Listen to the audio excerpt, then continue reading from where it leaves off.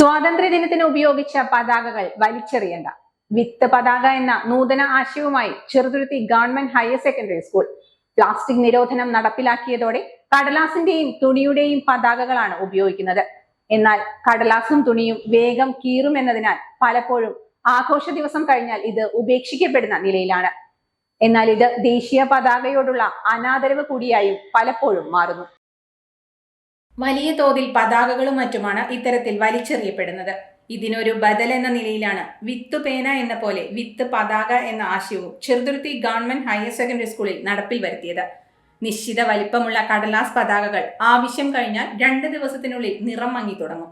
തുടർന്നത് വെള്ളത്തിൽ മുക്കി വെച്ചാൽ വെള്ളക്കടലാസ് പോലെയാകും. ഇത് മേൽമണ്ണിനടിയിലിട്ടാൽ ഇതിനുള്ളിലെ വിത്തുകൾ മുളച്ച് ദിവസങ്ങൾക്കുള്ളിൽ മുകളിലേക്ക് വളരും. ദേശീയ പതാകയോടുള്ള അനാദരവ് മാറ്റാനും കുട്ടികളിൽ പരിസ്ഥിതി സ്നേഹം വളർത്തുക എന്ന ലക്ഷ്യത്തോടെയുമാണ് ഈ പദ്ധതി നടപ്പിലാക്കിയത്. സ്വാതന്ത്ര്യദിനത്തിന് ശേഷം വലിച്ചെറിയുന്ന പല ഫ്ലാഗുകളും അതുപോലെയുള്ള പ്രതീകാത്മകമായ വസ്തുക്കളും പുറമെ കാണാറുണ്ട്. അപ്പോൾ ഇത് ആ ഫ്ലാഗിനോട് കാണിക്കുന്ന ഒരു അനാദരവ് കൂടിയാണ്.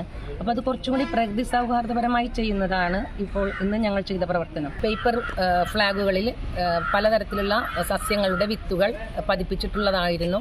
അത്തരം പേപ്പർ ഫ്ലാഗുകളാണ് കുട്ടികൾക്ക് വിതരണം ചെയ്തിട്ടുള്ളത്. വളത്തോൾ നഗർ ഗ്രാമപഞ്ചായത്ത് പ്രസിഡന്റ് ഷെയ്ഖ് അബ്ദുൽ ഖാദർ പദ്ധതി ഉദ്ഘാടനം ചെയ്തു. PTA പ്രസിഡന്റ് MM ഹനീഫ അധ്യക്ഷത വഹിച്ച യോഗത്തിൽ SMC ചെയർമാൻ സുബിൻ ചെറുതുരുത്തി പദ്ധതി വിശദീകരണം നടത്തി. സ്കൂൾ പ്രിൻസിപ്പൽ M പ്രീതി, പ്രധാന അധ്യാപിക ആൻസിയമ്മ മാത്യു, മാതൃസംഗമം president KK Sujitha, eco club seed coordinator PS Deepa തുടങ്ങിയവർ പ്രസംഗിച്ചു.